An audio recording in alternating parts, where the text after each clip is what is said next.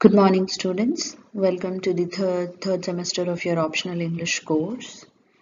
And as a part of this semester's papers, you will be doing a paper called Elizabethan Theatre. And as a part of this Elizabethan Theatre, you will be reading three plays this semester. And the three plays are one by Christopher Marlowe called The Tragical History of Dr. Faustus, and then another by Ben Jonson called Every Man in His Humor, and the third one is of course William Shakespeare's The Tempest. Right? So these are the three texts that you will be reading for this paper, and today's session we will start the paper with the first play by Christopher Marlowe. It's called The Tragical History of Dr. Faustus. That's written by a prominent playwright of the period called Christopher Marlowe.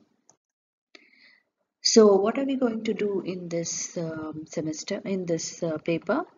So we are going to actually discuss about the Renaissance period, and we are going to discuss in particular Renaissance theatre, which was a part of the larger Renaissance period that stretched for almost 300-400 years. Right? And next I'm going to introduce you to Christopher Marlowe, who was a representative dramatist of the period. Right? And on the way, we are also going to talk about the plot of the play, and discuss how actually Christopher Marlowe's play fits into the larger context of the Renaissance period, right? And this is what we are going to do particularly in today's class. I'll give you a background to the play by contextualizing it within the Renaissance period. So there are some other objectives which we will come to a little later. So let us start. So let me start with Marlowe, of course. The person who is central to us today is Christopher Marlowe.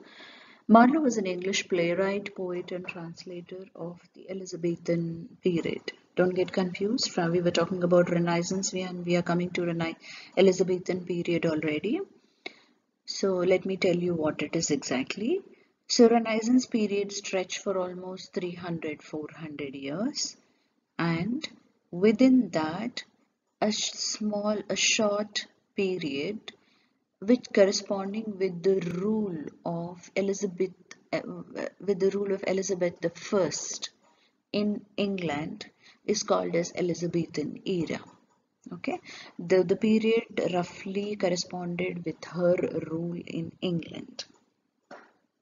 So this period is important for us because during the Elizabethan period, a lot of royal patronage was given to art, culture, literature, and different forms of art.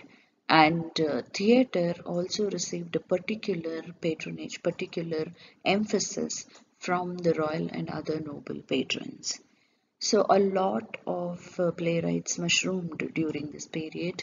At the same time, a lot of permanent theaters are also set up. So many of the playwrights that we are discussing in this paper, including, all the three that we are discussing in this paper come under the Elizabethan period. Okay, so Marlowe was also an English playwright, poet, and translator of this Elizabethan period. So he was born in 1564 in Canterbury, UK, and his parents were John Marlowe and Catherine Arthur. Right, as I told you, he belonged to the larger movement of English Renaissance, and his important works were Hero and Leander, Tamburlaine the Great, Edward II, Dr. Faustus, Dido, Queen of Carthage.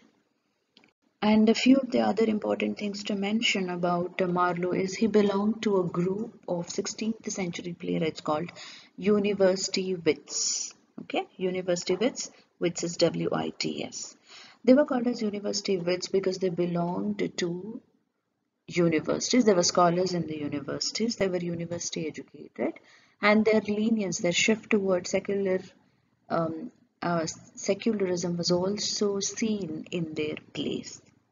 They wrote about secular themes, and they absorbed this Renaissance spirit for new knowledge and clubbed the native traditions with the classical knowledge, and this is their contribution, and it's reflected in their works, right? So the university wits consisted of 7 playwrights, including John Lilly, Thomas Kidd, Thomas Nash, George Peele, Thomas Lodge, Robert Greene, and of course Christopher Marlowe. Right? So Marlowe is important for us because he, like I told you, he absorbed these ideas from the Renaissance spirit, the new Renaissance spirit, and also clubbed it with the native knowledge and classicism from the Greek and Roman elements. And Marlowe's works are also particularly important because they depict realistic emotions. So, and in Marlowe, the overarching figures of a hero, like let's say Dr. Faustus, Tamburlaine, all these things are Edward II are important for us, and Marlowe depicts the emotional turmoil that these heroes undergo in their life. More often, it is to do with the spirit of the age, right? So about Marlowe's life and death, there have been no consensus among the historians. Historians have interpreted his death, his early death. He died at the age of 29, and historians have interpreted it and have referred to it as a result of different reasons. His death was a mystery, and speculations are there, a lot of speculations like there was a barroom quarrel where he was stabbed, there are homosexual allegations against him, and then it is said there is a betrayal of another playwright that contributed to his death. It's also said that his role as an espionage, he was also a spy, so that also contributed for his death. So it's uncertain. We are not sure how he died, but then we know he died early, and that he was not a very he was a complex, mysterious personality of the period. Right? He was also famous for different things, like he was arrested for counterfeiting coins. He was in the jail, and he had a role of a spy. So it's his short life was beset with a lot of mysteries, right? Um, and the other important thing about Marlowe that is also important and also part of his not so famous reputation was that he was labeled as an atheist. So he had this tension between the atheism, perhaps influenced by his university upbringing, and also the pull towards the Roman Catholic Church. And there is this conflict between these two, and that is reflected in many of his plays as well, including Dr. Faustus. Once you move reading this play, you will know the tension that Faustus faces in his life and how perhaps it is also a replicative of some of the elements in Christopher Marlowe's life itself. So what we know is he died on 30th May 1593 at the early age of 29. Right? That's Marlowe in a nutshell for you, and we will discuss more as we move on. Right? So let's go to the next slide. So Dr. Faustus as a Renaissance play is another thing that we can discuss before we actually start reading the play. Now let me give you a little background into what is Renaissance period. Right? Renaissance period was perceived as kind of a rebirth from the darkness, I'll put it in quote, darkness of Middle Ages, right? So let's say before like 13th, 14th century was something considered as Middle Ages, and it was considered as an age of darkness. Right. So Renaissance was different because the age was brimming with artistic, cultural, economic, scientific, and geographical discoveries.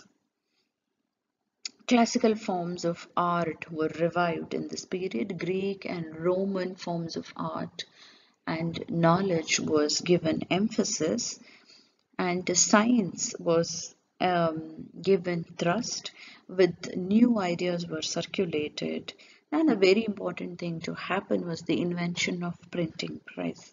Obviously, you all can guess, with the invention of with the invention of printing press, a lot of things are going to change.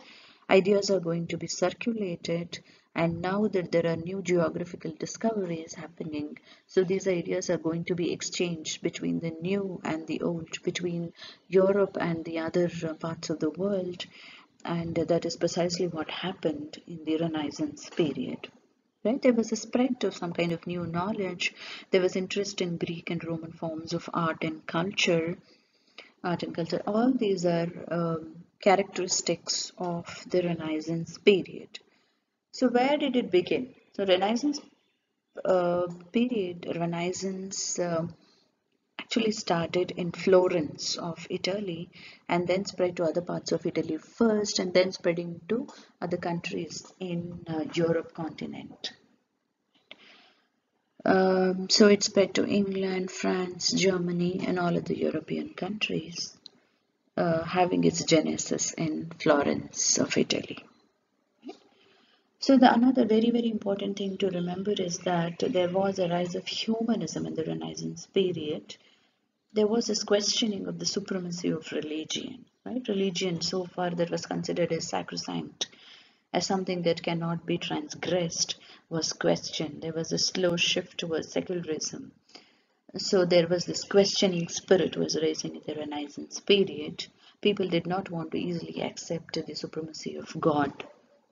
And that's precisely what you witness in the play Dr. Faustus, right?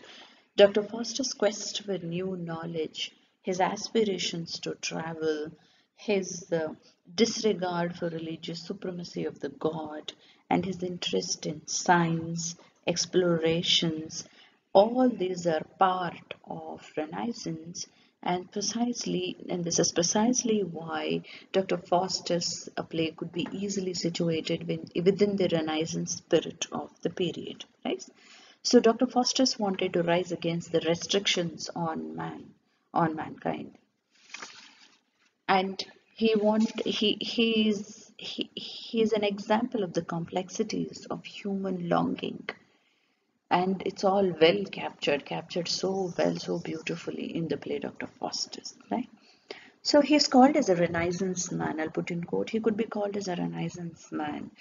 He shows us the tension between moral and theological imperatives as a Christian versus his Renaissance aspirations to transcend. These are the things that you can witness in the play, right? Faustus' dilemma between classicism and his necessity to adhere to the Christian morals are seen in this play. So that's why he is a best example for what is called as the Renaissance man, right? His tone between this classicism and Christianity. He has a pull towards the classicist forces, like which is represented by figures like Helen in the play, versus his Christian obligation to adhere to the morals, to be obedient to the Lord. All these things are shown very well in the play.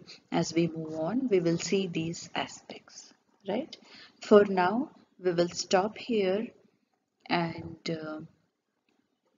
and to put it in a nutshell, just remember, Christopher Marlowe was a very, very important predecessor of Shakespeare. It's kind of a link between that perfection that Shakespeare took in writing his tragedies, and the university wits and some other playwrights of the late early 16th century and late 15th century writers. So he is that link, and Christopher Marlowe's Dr. Faustus is a very, very important play, and it's an example, it's representative of the Renaissance spirit of the age, and this is what we are going to see throughout the play next. Okay, so let us stop here. We will move on to kind of a historical background to Dr. Faustus' play, and also we will look at another form of a theatre called morality plays in our next class. Thank you.